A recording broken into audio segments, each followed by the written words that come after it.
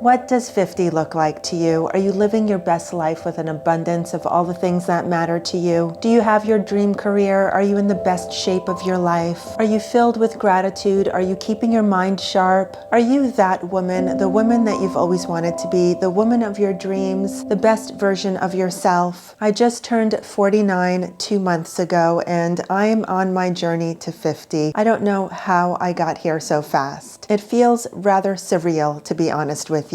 I feel like just yesterday I was graduating college, getting married, and moving here to California, and that journey started 27 years ago. So time flies when you're having fun. As I enter the next chapter of my life, my new focus will be on longevity, happiness, and peace. Whether you're close to 50 like me, surpassed it, or you have several years to go, I invite you on taking this little journey with me, a journey of taking small actionable steps towards improving small things in your life that will over time become life-changing improvements. Small improvements that will help us all become the best version of ourselves. We are all unique. My personal goals towards self-improvement might vary from yours, so it's very important that you do a little self-reflection and determine your strengths and weaknesses, and that will help you assess where you need to make small little changes to better your life. In this video, I'm discussing 6 categories of self-improvement where I'll be taking small little actionable steps in each category towards my self-improvement, towards my journey to 50, and towards my journey to becoming that woman. I'm not a physician, doctor, therapist, wellness coach, or anything of the means, but I've been learning a lot on this topic and studying up on ways that I can self-improve. I hope you find this helpful, and let's begin. My first topic is self-care. We all deserve little snippets of time throughout the day where we get to pamper ourselves, spoil ourselves, show a little love to ourselves. These are private, personal moments that you get to have all to yourself. Self-care habits that are important to me would include skincare. I am very adamant about keeping my skin as youthful and age-defying as possible. I love my serums. I have morning and evening routines of applying serums, and I'll do what I can within my budget as long as I can. And if that just slows the aging clock just a little bit, then I'm more happier for it. I also enjoy dry brushing before each shower. It's a great, easy way to exfoliate my skin. And of course, I can't live without my lash lifts, my Xeomin, and covering my gray roots. For you, self-care might look like taking a long bath after work, getting a regular massage, going to the sauna, or getting your nails done. These are selfish moments that you deserve because you are worthy of them. They make you feel good and they boost your mood, and it's not so much about rewinding the clock, but about ensuring that you always feel your best by stealing a few moments throughout the day to spoil yourself. My next good habit of self-improvement towards my journey to 50 is going to be moving my body. I'll be honest, in my 20s, 30s, and pretty much well into my 40s, exercise was only for vanity reasons. I've always been obsessed with supermodels, and I've always wanted to be lean and toned. I never really thought about truly building muscles and strength, with the exception of always wanting to have a six-pack. In the latter half of my 40s, I've really come to understand the importance of strength training and building muscle, not just for a vanity metric, but because strong muscles equal strong bones. And on my journey to 50, it is crucial that I keep my bone strength at a maximum. My mom had osteoporosis and broke her hip and her femur in her early 60s. She never quite recovered from it and always struggled with mobility. Granted, she also had Parkinson's disease. I don't want to follow down that same path of weak, frail bones. I want to be active and mobile well into my late 70s. And that's another thing, neither of my parents made it up to 70. So making these life changes for me right now is very crucial. I am going to be making it a priority to strength train 3 to 4 times a week. I'm hoping to have at least 1 to 2 sessions of upper body and 1 to 2 sessions of lower body. And this will be with weights that are challenging for me, weights that I will struggle to reach 12 reps with and exhaust by that time. This is the best and most effective way to build strong muscle. I also want to make sure that I get at least 10,000 steps a day day, I would love to get one of those rings or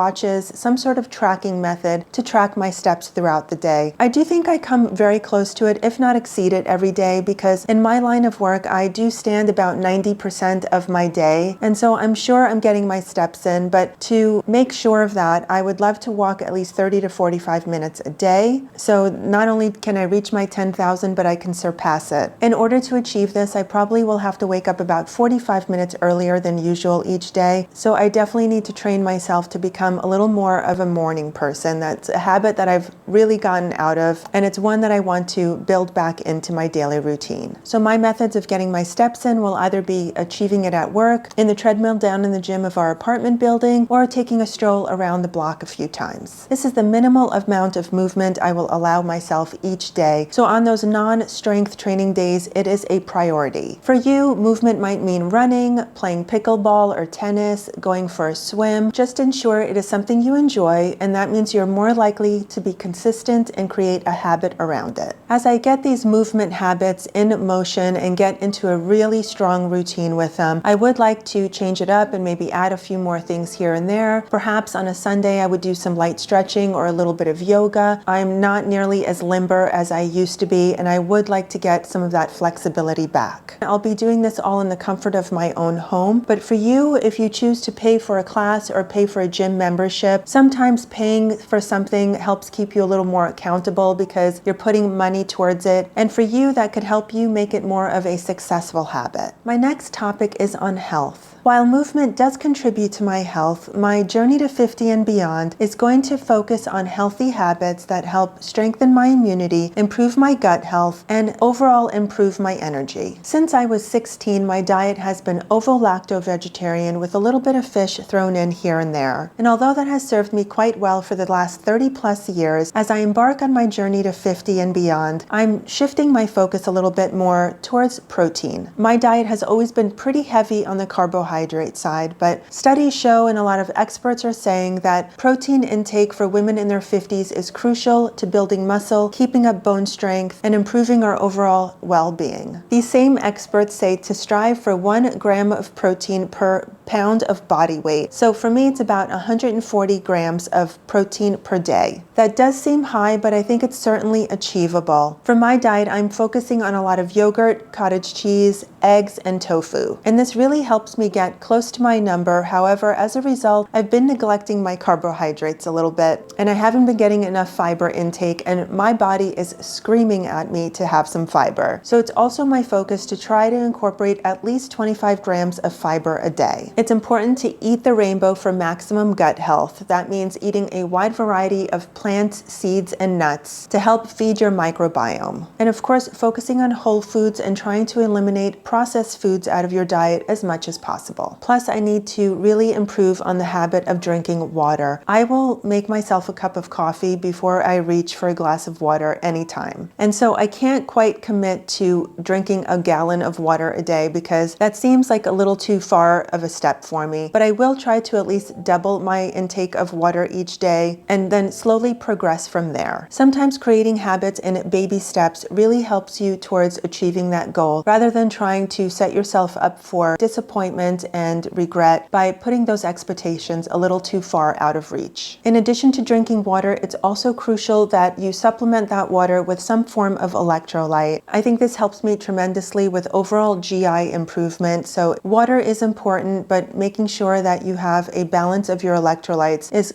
equally as important. In addition, I really want to decrease my alcohol intake. I usually have a couple of glasses of wine or champagne on the weekends, and although I'm not abusing it, I want to drastically reduce this because even though I'm not passing myself out, I do wake up more lethargic, a little lazy, and less motivated to get my day started. And I really am starting to hate the way I feel the next day. It's not serving me, and it's certainly not elevating me, so I drastically want to reduce this. And hopefully eventually eventually eliminate it altogether. My next topic of self-improvement is going to be education. I want to keep learning and stimulating my mind as I embark on my journey to 50. A healthy, active brain and one that's constantly stimulated is crucial to staying sharp as we age. I've never been much of a reader, but I want to become a reader, and it is my goal on my journey to 50 to become an avid reader. When I do get the chance to pick up a book, whether it's fiction or nonfiction, I always thoroughly enjoy it. I immerse myself in it, and I never quite understand why I don't follow through with it. A few months ago, I implemented the habit of reading 10 pages every evening before I go to bed, shut off all the TVs and the phones and everything external, and just focusing on my book. This has been a game changer for me. Not only do I learn something new, but it also clears my mind and it actually helps me sleep better. I also enjoy listening to a lot of wellness and self-help podcasts while I'm driving to work, while I'm working at work, or even while I'm just cleaning around the house. These motivate me, and again, I'm constantly learning something new from them. For you, a way of keeping your mind sharp could be playing with a puzzle, playing Sudoku, taking on a new hobby or a new craft project, something that always keeps your mind working and your mind thinking in different ways. Let me know in the comments below what you enjoy doing to keep your mind sharp. My next category for becoming my best version of myself and becoming that woman is to romanticize my life and put forth a positive mindset. I think of all the self-improvement actionable steps I'm taking on my journey to 50, this one is going to be the hardest for me. I am a chronic worrier. I am always pessimistic. I'm a glass half empty kind of gal. As they say, you can't fill from an empty cup, so I'm taking conscious steps towards positivity, joy, gratitude, fulfillment, and abundance. Journaling has helped me tremendously, and I really want to be more consistent with it. Also, listening to positive affirmations really helps boost my self-confidence, my mindset,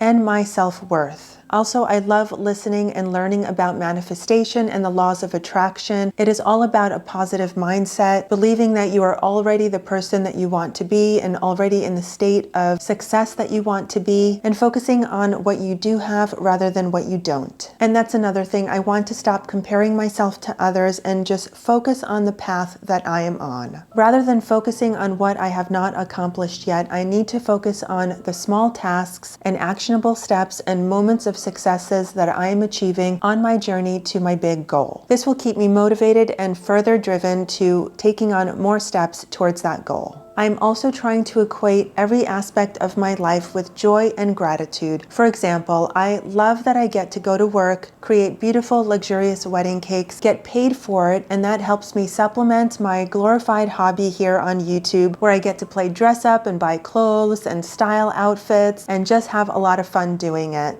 In this instance, I'm creating a lot of joy for both my work and my play. Whereas I used to have the mindset of, oh, I have to go to work, I can't stand work, I don't want to be doing what I'm doing anymore. I really want to embark on this YouTube career, but I can't afford it. A mindset like that really does me no good because it makes me miserable at making cakes, and it also upsets me so much that I'm focusing on my lack of progress on YouTube, and that does not serve me well either. Can you see how those two statements really are just such night and day in changing your mindset? Just a little tweak that puts you in a positive frame rather than in such a negative, low energy. I don't want to be in that low energy anymore. I definitely want to be working towards that higher energy, the best version of myself, and constantly being in a state of feeling like you have abundance and tons of gratitude. Just shifting my mindset helps it so much, and granted, I'm not able to maintain this 24/7 because my old habits continue to creep through a little bit, but I'm working on it day by day, and I know over time I can really be in that positive mindset for the long haul. My next self-improvement habit towards my journey to 50 is going to be having a tidy home. You know what they say, a tidy home equals a tidy mind. I've always been a messy gal, not a dirty gal, but just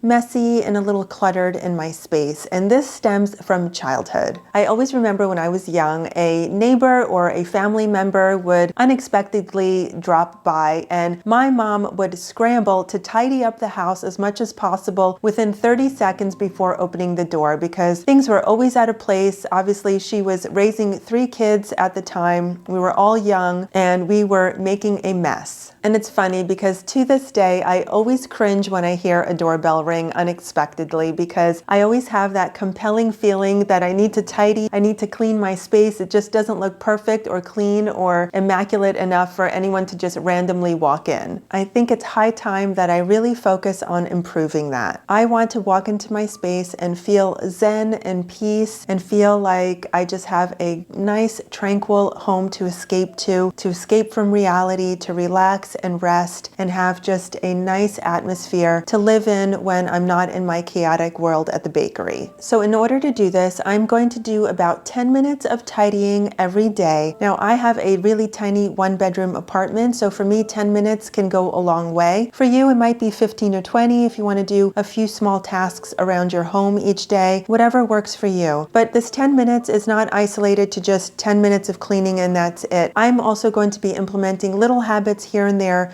to keep my space clean, because there's certain things I should be doing and I don't, or I get lazy about it, and then these things accumulate over the course of the week, and then I'm having to do that much more of a job at the end of the week. For example, every time I brush my teeth, there's a little bit of toothpaste that falls onto the sink, and I usually just don't wipe it away. I let it sit there, and then at the end of the week, I have all this toothpaste lying around on my sink, and it's dried up and it's gross and disgusting, and this might be too much TMI, but I have to then spend a few minutes scrubbing it off, versus over the last few months, I've been very conscious of it and trying to wipe down the sink every time I brush my teeth while the toothpaste is still fresh and able to go down the drain without any issue. And as a result, by the end of the week, I have a beautiful clean sink that I don't have to worry about scrubbing. Other small things could be like loading the dishwasher directly after dinner, putting the laundry away directly after you're drying it, taking the trash out each day even though the trash bin may not be full. These are all little 1 minute or 2 minute things that really can make the difference over the course of a week and help keep your house a little tidier. That way you're not completely overwhelmed at the end of the week trying to pick up all the mess that you made throughout the week. Another great thing to do while you're cleaning is a little bit of habit stacking and listen to your favorite podcast or put some music on to motivate you, things that make it more of a joyful experience. It's important to make these habits fun, that way you're more likely to stay consistent with them. These habits and lifestyle improvements may or may not be crucial to you in your season of life, or maybe you're already doing all of them, and if you are, that's totally amazing. I truly feel implementing habits around these 6 categories can truly help put your best foot forward towards that wonderful best version of yourself, towards becoming that woman, whether it's on your journey to 50 or any age before or after that. Let me know which of these habits or which new habits you want to implement to help you become the best version of yourself, to help you become that woman. And remember, please have compassion for yourself. Give yourself some grace. These may not be habits that you can implement on day 1 or even day 30, but just try to work towards 1% improvement each day, and over the course of time, you are drastically going to see a difference. Let me know if you'd like me to do a deep dive on any of these topics, because I can certainly talk about each one in a little more detail. But let me know what other wellness topics you'd like me to discuss. Again, I'm not an expert, but I do love to study up on these topics, and I'd be glad to share with you what I learn. I hope this all resonated with you in some way. Please give it a big thumbs up if you enjoyed this video. Please subscribe if you'd like to see a little more from me. Please take care of yourself, and I'll see you very soon in the next video. Bye.